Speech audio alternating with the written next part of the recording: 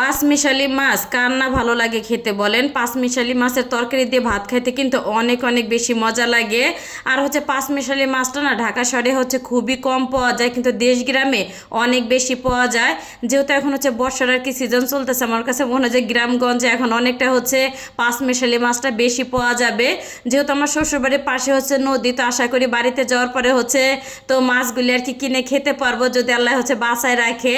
তো আসসালামু আলাইকুম, সবাই কেমন আছেন? আশা করি ভালো আছেন। আমি আল্লাহর রহমতে অনেকটা ভালো আছি। তো যদি একটুখানি ঠান্ডা লাগছে, ভয়েসটা কিন্তু অন্যরকম শোনা যাইতেছে। আর এই তো এখানে মাছ আর কি বের করে নিলাম ফ্রিজ থেকে। বেশ অনেকদিন আগে গুলশা ট্যাংরাগুলি আর কি আনছে, আর ফ্রিজে রেখে দিয়েছি। যে ট্যাংরা মাছগুলি যে আনছে কবে সেটাই আমার মনে নাই। যাই হোক, অন্য মাছ বের করতে যেয়ে দেখি যে ট্যাংরা মাছগুলি, তো ভাবলাম যেহেতু বাড়িতে যাব তার আগে আর কি বের করে কুটে ধুয়ে আর কি রেখে দেই। আর আমার হাজবেন্ড মাছ মাংস যখন কেনে ম্যাক্সিমাম রাতে আর কি কিনে নিয়ে আসে। তো সকালে আর কি কাটলে ভালো হইতো, যদিও প্রায় সপ্তাহখানি পরে মাছগুলি আর কি কেটে ধুয়ে নিলাম। যাই হোক, তো মাছগুলি কিন্তু অনেক অনেক ভালো ছিল। আর এর আগে অনেকবারই গুলশা ট্যাংরা আনছে, কিন্তু ট্যাংরাগুলো অনেক বড় বড় সাইজের ছিল। আর এই ট্যাংরা মাছগুলো অনেকটা আর কি ছোট, তো দুই পোটলার মতন আর কি একটুখানি আর কি বড় ছিল। আর ম্যাক্সিমাম ছোট ছোট আর কি ট্যাংরা মাছ। যাই হোক, তো গুছিয়ে আর কি পলিতে ভরে ভরে তো রেখে দিলাম। তো যতটুকু আর কি প্রয়োজন অতটুকু করে রেখে দিছি। আর রান্না করতে গেলে দেখা যাচ্ছে এক পোটলা করে বের করে করে রান্না করতে পারবো। আর কিছুটা আর কি আমি রান্না করব এখন। আর সবসময় তো ট্যাংরা মাছ না ভেজে রান্না করি। তো আজকে ভাবলাম ভেজে তো আলু বেগুন দিয়ে রান্না করি। আর বেগুনের তরকারি খাওয়া হয় না বেশ অনেক দিন যাবত।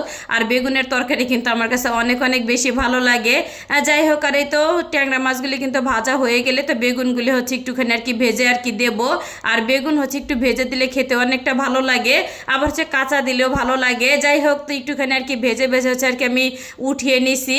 আর এই তেলের ভিতরে কিন্তু একটু আলুটাও আর কি আমি ভেজে নিব। আর এখনকার আলু না সেদ্ধ হইতে কিন্তু অনেকটা আর কি সময় লেগে যায়। আর আলুটা 3 থেকে 4 মিনিটের মতন ভেজে নেওয়ার পরে পেঁয়াজ বাটা দিয়ে দিলাম।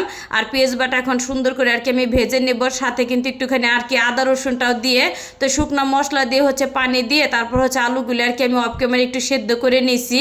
আর এই তো ভেজে রাখা বেগুন আর ট্যাংরা মাছগুলি দিয়ে দিলাম। আর এখন একটুখানি নেড়ে চেড়ে তো ঢাকনা দিয়ে ঢেকে 5 থেকে আর কি 7 মিনিটের মতন রান্না করে নামিয়ে নিব আমি। আর এই তরকারিটা খেতে মশলা দিলে এত এত বেশি মজা লাগছে, অনেক অনেক মজা লাগছে।